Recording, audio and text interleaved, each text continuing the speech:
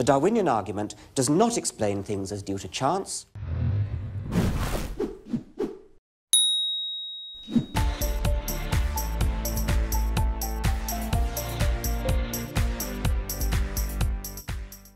Chance, in the form of random genetic mutation, comes into it, but by far the most important part of the Darwinian explanation is the non-random process of natural selection.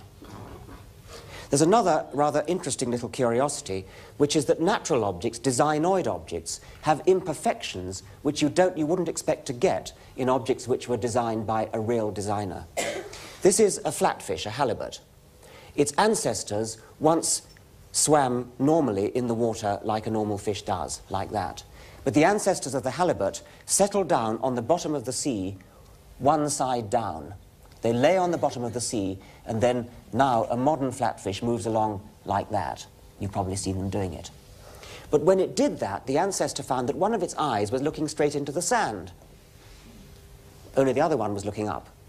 And so gradually in evolution, the other eye, the one that was looking into the sand, migrated round the side of the head and came up to the top, with the result that the skull of the halibut is now an extremely distorted object. It's like a sort of Picasso painting of a fish.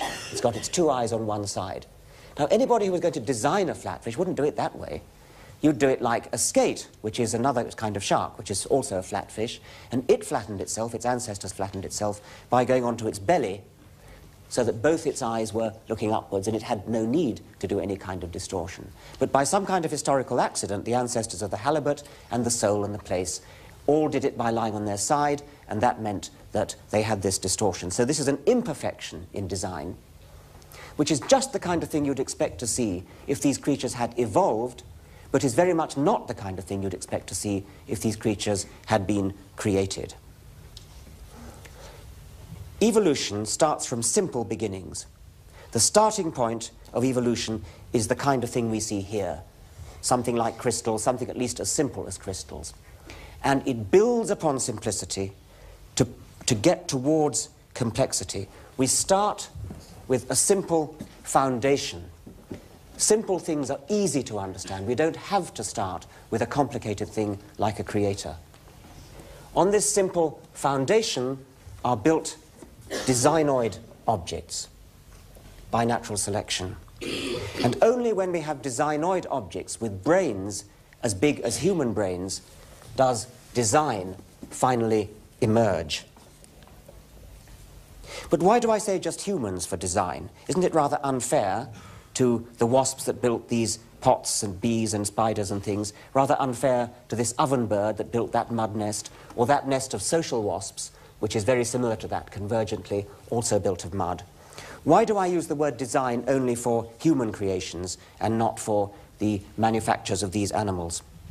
The difference is that human designs get their goodness and efficiency from conscious human foresight. Wasp pots and ovenbird nests get their efficiency directly from natural selection, by a kind of hindsight rather than foresight.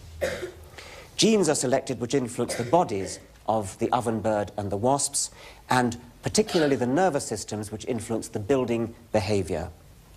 The birds and the wasps have no idea of why they're doing what they do. Natural selection simply favors those that build good nests.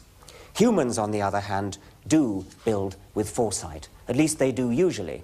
This is an engineer called Ingo Rechenberg from Germany who designs windmills, and he claims that he designs his windmills by a kind of natural selection.